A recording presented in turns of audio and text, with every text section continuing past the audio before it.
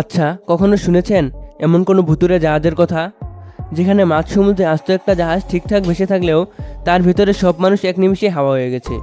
1972 সালের 4 December Atlantic মহাসাগরে ভাসমান অবস্থায় পাওয়া যায় দ্য মেরি সেলেস্টি নামের এক বিশাল ব্রিটিশ জাহাজ।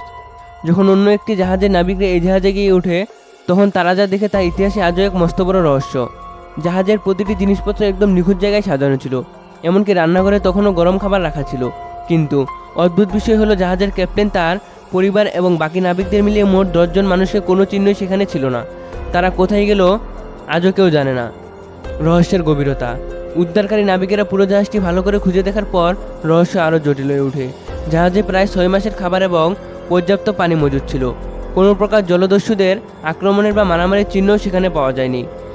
নাবিকদের সব দামি জিনিসপত্র, টাকা পয়সা এবং জামাকাপড় বিছানার উপর ঠিকঠাক রাখা ছিল, অর্থাৎ তারা কোনো ডাকাতির শিকার হয়নি। তাহলে হঠাৎ করে মাঝ সমুদ্রে আস্ত একটা মানুষের ড্রাগন এসে তাদের গিলে খেলো, নাকি এর পিছনে অন্য কোনো সত্য লুকিয়ে আছে?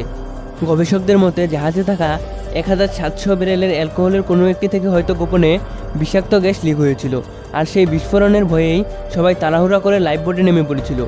কিন্তু পরবর্তীতে হয়তো মাঝ সমুদ্রে ভয়ঙ্কর কোনো ঝড়ে বা হাঙরের কবলে পড়ে সেই লাইফ বোটটি ডুবে যায় এবং সবাই মারা যায়। তবে মূল জাহাজটি অলৌকিকভাবে একদম অক্ষত থেকে যায়। ইতিহাসের এই সবচেয়ে বড় সামুদ্রিক রহস্যটি আপনার কেমন লাগলো? কমেন্টে আপনার মতামত দিন।